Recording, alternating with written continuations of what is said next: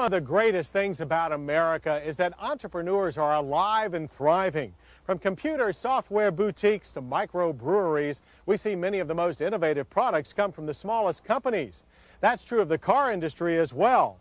This is the Panoz AIV Roadster, a two-seat sports car that combines wind-in-your-face driving excitement with the best in aerospace technology.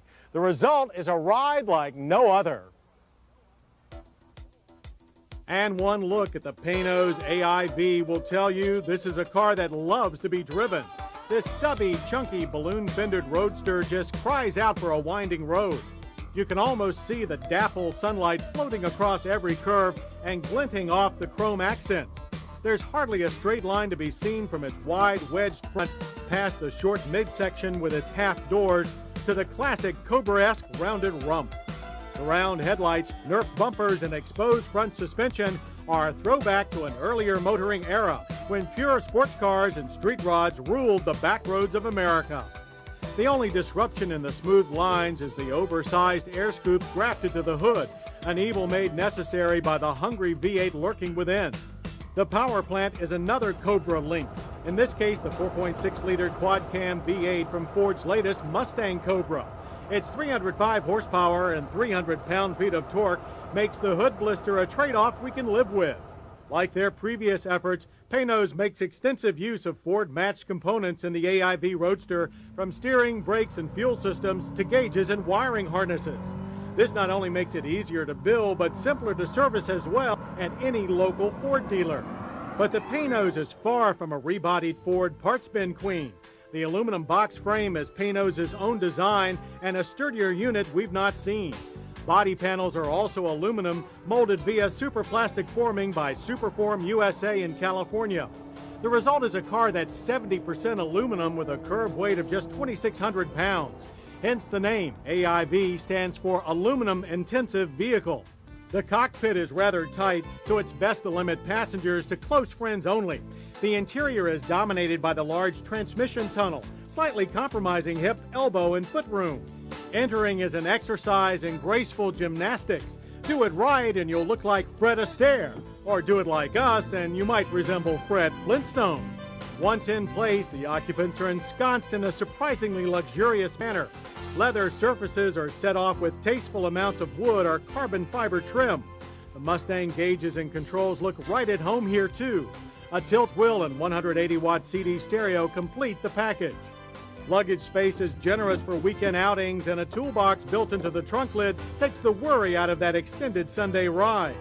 We got our ride around the dips and turns of Road Atlanta, a challenging 2.5-mile road course owned by the Panoz family and made all the more thrilling by intermittent rain showers. The AIV is not meant to be a track star, but still tackled the fast twisties with alacrity. The supple suspension soaked up the bumps and allowed little body roll, while the BF Goodrich Comp TAs had plenty of grip to spare. 0 to 60 romps are over in less than 4.5 seconds, and the quarter-mile passes quickly in about 13 seconds at over 100 miles per hour. A pronounced twitchiness at high speeds, though, may relegate the Panoz to the realm of speed-limited street cruising, a task it performs quite well. When we first visited Danny Panoz 2 years ago, we knew then that this small company had big plans. Now this gorgeous Esperante hardtop convertible is waiting in the wings, and a full-fledged racing program is already bearing fruit. The Panoz GTR1 was designed and built by Reynard, but still uses a good old-fashioned Jack Roush Ford V8.